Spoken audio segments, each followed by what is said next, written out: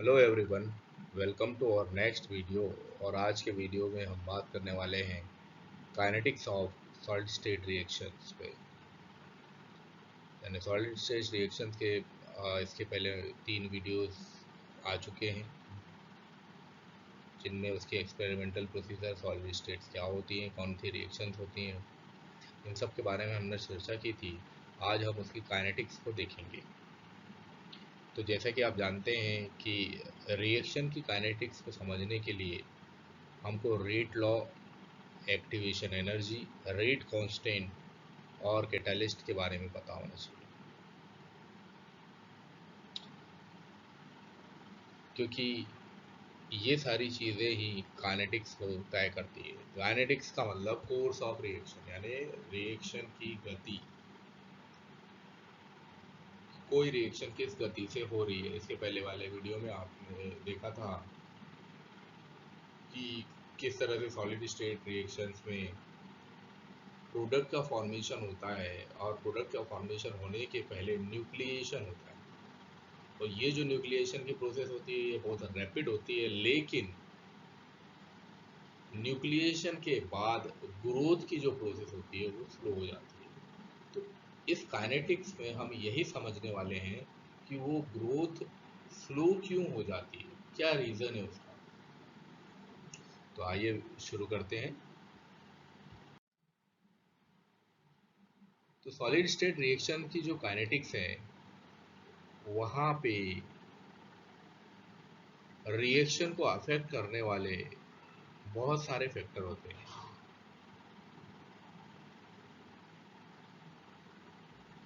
जिनमें से मुख्य जो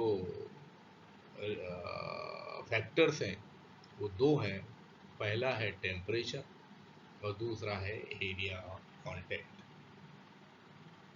टेम्परेचर में क्या हो रहा है कि जैसे जैसे हम टेम्परेचर को बढ़ाएंगे, जैसे जैसे हम टेम्परेचर को बढ़ाएंगे, रेट ऑफ रिएक्शन भी बढ़ेगा टेम्परेचर। एरिया ऑफ कांटेक्ट का मतलब जैसे जैसे हम सरफेस एरिया बढ़ाएंगे,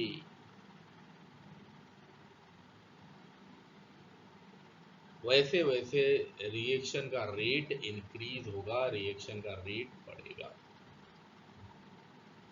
तो हमने देखा था इसके पहले वाले वीडियो में कि अगर हमको सरफेस एरिया बढ़ाना था तो हमको उस सॉलिड को महीन पार्ट में कन्वर्ट करना था, पाउडर्ड फॉर्म में कन्वर्ट करना था, क्योंकि वो जितना ज़्यादा पाउडर्ड फॉर्म में कन्वर्ट होगा, जितना ज़्यादा वो महीन होगा, उतना बड़ा उसका सरफेस एरिया होगा, और जितना बड़ा सरफेस एरिया होगा उतनी आसानी से वो रिएक्शन करेगा। तो जितना ज़्यादा सरफेस होगा, सरफेस एरिया होगा, रेट ऑफ रिएक्शन भी उतना ज़्यादा होगा। तो इसके लिए सरफेस एरिया बढ़ाने के लिए दो मेथड्स यूज़ की गई थी। एक मैनुअली, जिसमें मोटर और पेस्टल की ज़रूरत पड़ी थी, और दूसरा मैकेनिकली, जिसमें बाल मिलिंग माइलिंग की ज़रूरत थी। और इसके थ्रू हमने दो रिएक्टेंट्स को मिक्स किया था। इसके अलावा एक, ये तो जो हमने प्रोसीजर की थी मैनुअली और मैकेनिकली, ये मॉलिक्यूलर लेवल पर थी। इसके अलावा एक एटॉमिक लेवल पर भी प्रोसेस हुई थी, और ये जो एटॉमिक लेवल पर प्रोसेस हुई थी, ये प्रोसेस हमने को प्रेसिपिटेशन में देखी थी, जिसमें प्रेसिपिटेशन के माध्यम से हम इसको एटॉमिक लेवल तक ले जाते हैं और इसका सरफेस एरिया बढ़ा देते हैं। तो ये दो फैक्टर्स हैं जो काइनेटिक सॉलिड स्टेट रिएक्शन की काइनेटिक्स को इफेक्ट करते हैं, रेट ऑफ रिएक्शन को इफेक्ट करते हैं। पहला है टेम्परेचर, दूसरा है एरिया ऑफ कांटेक्ट। तो kinetics of solid state reaction की मैकेनिज्म समझने के लिए हमको वैगनर रिएक्शन मैकेनिज्म समझना पड़ेगा। बहुत इजी है ये, क्या है देखते हैं। इस मैकेनिज्म के according transport of matter to the reaction interface, यानी मैकेनिज्म के हिसाब से ये कह रहा है कि जो मैटर का ट्रांसपोर्ट है वो रिएक्शन के इंटरफेज में जाता है। इंटरफेज क्या होता है ये भी बात बताएंगे अभी हम। तो उससे होता ये है कि न्यूक्लिएशन का रेट बढ़ जाता है, जिस वजह से प्रोडक्ट फॉर्म होना शुरू हो जाता है, यानी rate of nucleation of the product phase. तो ये जो है, तो ये जो डायग्राम आप देख रहे हैं, इस डायग्राम में आप देखिए, यहाँ MgO यानी मैग्नीशिया है और यहाँ एल्यूमिना Al2O3 है। दोनों को एक सरफेस पर रखा गया है ताकि वे आपस में कांटेक्ट में रहें और रिएक्शन आसानी से हो सके। इनके बीच में एक इंटरफेस है, ये जो लाइन के थ्रू बताया गया है ये कहलाता है इंटरफेस, जहाँ की प्रोडक्ट फॉर्म होना शुरू होता है।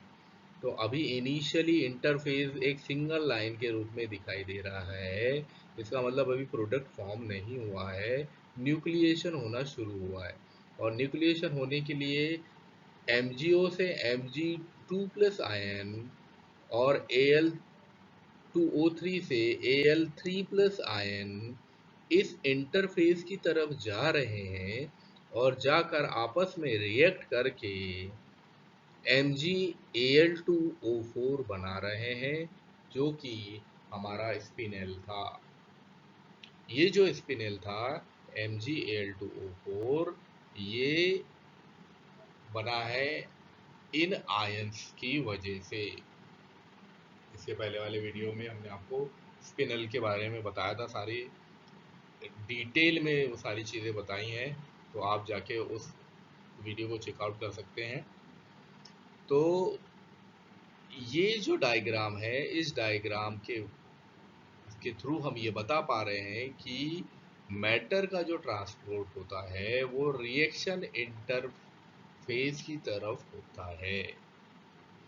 फिर कुछ देर बाद क्या होगा, जब जैसे ही न्यूक्लिएशन हो जाएगा उसके बाद ग्रोथ होना शुरू होगी, तो ये जो इंटरफेस है इसका साइज इस तरह से बढ़ जाएगा, इसकी एक विड्थ हो जाएगी, इसकी एक लेंथ हो जाएगी। ये जो लेंथ है इसको हम x बोल सकते हैं। ये जो प्रोडक्ट लेयर फॉर्म होगी, यानी ये इसकी एक लेंथ होगी, इसको हम x लेंथ बोल रहे हैं। और ये जो लेंथ फॉर्म होती है एक टाइम पर होती है, एक टाइम ड्यूरेशन में होती है, t पर होती है, एक टाइम ड्यूरेशन में होती है। तो इनिशियली ये लेयर अभी फॉर्म नहीं हो पाई है यहाँ पे, इसका मतलब यहाँ लेयर अभी फॉर्म नहीं हो पाई है, इसका मतलब ये है t की वैल्यू 0 है, यानी 0 टाइम पर अभी कुछ नहीं हुआ है, यानी स्टार्ट हुआ है, रिएक्शन स्टार्ट हुई है, टाइम 0 है, तब प्रोडक्ट का फॉर्मेशन भी 0, यानी x की वैल्यू भी 0 है।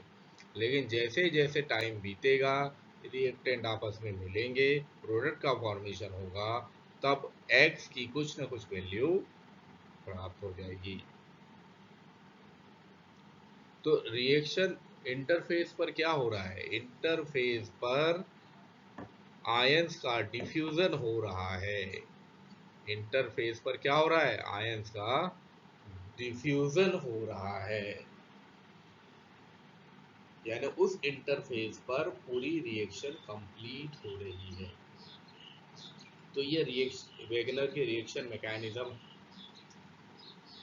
तो अगर वेगनर की रिएक्शन मैकेनिज्म समझानी है तो ये दो डायग्राम हमको बनाने पड़ेंगे, ये दोनों डायग्राम जो हमको बनाने पड़ेंगे।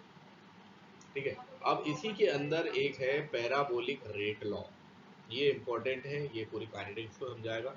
Parabolic rate law, parabolic rate law इसलिए लिया गया है क्योंकि इसमें एक कर्व प्राप्त होगा जो कि पैराबोला होगा।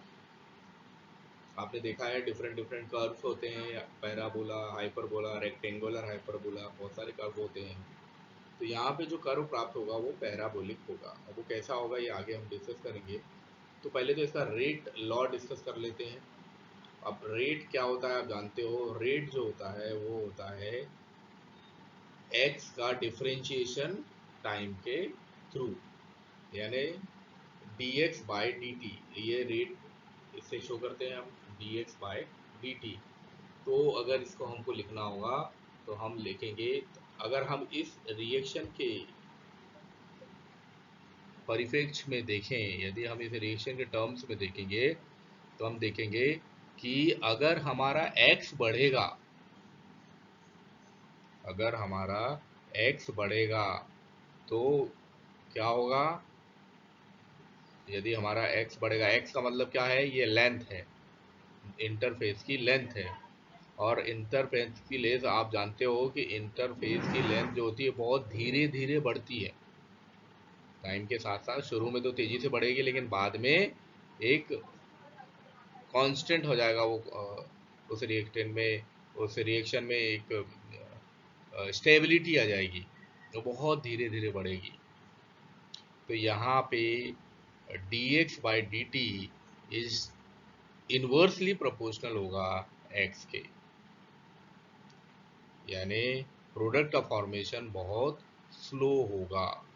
तो इसको इस तरह से लिखा जा सकता है, dx by d t is inversely proportional to one, या प्रोपोर्शनल टू 1/x, जिसको हम आगे लिख सकते हैं dx by d t is equals to k into 1/x, या इसको लिखा जा सकता है dx by d t is equals to k into x to the power -1। अब इस इक्वेशन को अगर रीअरेंज किया जाए तो ये इक्वेशन हो जाएगी x into d x is equals to k into d t, जिसका इंटीग्रेशन करने पर, या हमने इसको इंटीग्रेट किया हुआ है, जिसका इंटीग्रेशन करने पर, और उसकी लिमिट हमने रख दी है x के लिए 0 टू x और टाइम t के लिए 0 टू t। लिमिट रखने पर x d x is equals to limit of 0 to t k d t हो जाएगा, जिसको कैलकुलेट करने पर, फर्दर कैलकुलेट करने पर ये इक्वेशन प्राप्त होगी कि x square is divided by 2 limit 0 to t is equals to k t 0 to t। तो इस तरह से ये रिएक्शन कंप्लीट होगी। अब इसको थोड़ा सा आप सुधार सकते हैं, यहाँ पे 0 टू x रहेगा, 0 टू x करेंगे और 0 टू t। ओके, तो इसको आपने कैलकुलेट कर लिया। कैलकुलेट करने के बाद ये आ गई equation x square divided by 2 is equals to k into t, जिसको हम लिख सकते हैं x square is equals to 2kt, या इसको हम एक नया कांस्टेंट दे दें और इसको लिख दें के डैश, तो x square is equals to k dash t, यानी हम इसको फर्दर लिख सकते हैं x square is directly proportional to t. ये हमारी फाइनल इक्वेशन मिल गई जो पैराबोलिक रेट लॉ को दिखाएगी। तब पैराबोलिक इक्वेशन जो होगी वो क्या होगी हमारी, कि x square is equals to 4ay, ये जो 4a है यही k है, यही प्रोपोर्शनलिटी कांस्टेंट है। तो अगर इसको हम हटा देंगे तो x is equals to, x square is equals to, या x square is directly proportional to y हो जाएगा। तो इस तरह से पैराबोलिक इक्वेशन हमको प्राप्त होती है। अब इस पैराबोलिक इक्वेशन को हम ग्राफ की सहायता से समझ सकते हैं। इस ग्राफ में आप देखें कि क्योंकि हमारे पास एक फॉर्मूला दिया हुआ है x square is directly proportional to t, इसका मतलब एक्स स्क्वायर यानी प्रोडक्ट का फॉर्मेशन, एक्स स्क्वायर का मतलब था प्रोडक्ट का फॉर्मेशन, और टी का मतलब था टाइम। तो टाइम के थ्रू प्रोडक्ट का फॉर्मेशन हमको निकालना है। तो जब हमने ये ग्राफ प्लॉट किया, इस तरह से ये ग्राफ हमने जब प्लॉट किया, तो आप देख रहे हैं कि ये ग्राफ जो था इस तरह से, इसकी एक ये पैराबोलिक इसकी लाइन दिखाई देती है, और ये आगे जो है इस तरह से बढ़ता है, लेकिन कांस्टेंट सिचुएशन में आ जाता है। तो इस तरह से एक पैराबोलिक कर्व दिखाई देता है, कि पहले तेजी से बढ़ता है लेकिन बाद में धीरे धीरे वो डिक्लाइन होना शुरू हो जाता है, बढ़ना धीरे धीरे कम हो जाता है। तो ये कैसे प्राप्त हुआ, ये वैल्यूज हमने कैसे ले आए? तो मान लीजिए यदि x की वैल्यू हम रख देते हैं यहाँ पे इक्वेशन में, ताकि आपको क्लियर हो जाए ये कि भाई अगर हमको कर्व प्लॉट करना है, ग्राफ प्लॉट करना है, तो हमने क्या किया, हमने यहाँ पे यहाँ रख दी x की वैल्यू और यहाँ रख दी t की वैल्यू। ओके, अब मान लीजिए x की वैल्यू हमने रखे 1, x की वैल्यू हमने रखी 1, तो t की वैल्यू भी कितनी आएगी, 1 का स्क्वायर कितना होगा, 1 ही होगा, तो 1 आ जाएगा। तो ये जो पहला पॉइंट हमको मिला था, कौन सा वाला, ये वाला, ये जो पहला पॉइंट हमको मिला था ये 1 पे ही मिला था। देखिए एक्स स्क्वायर पे भी 1 है और टी पे भी 1 है। दूसरी जो रीडिंग है इसमें मान लीजिए हमने x की वैल्यू 2 रख दी, x की वैल्यू 2 रख दी, तब क्या होगा, तब 2 का स्क्वायर कितना हो जाएगा, 4 हो जाएगा, यानी t की वैल्यू क्या आ जाएगी, 4 आ जाएगी। तो दूसरी वैल्यू देखिए आप, ये वाली, यहाँ पे x की वैल्यू है 2, जबकि t की वैल्यू कितनी है, 4। ठीक है, ऐसे ही तीसरी वैल्यू अगर हम x की रख देते हैं 3, तो t की वैल्यू अब आपको पता है आ जाएगी 9।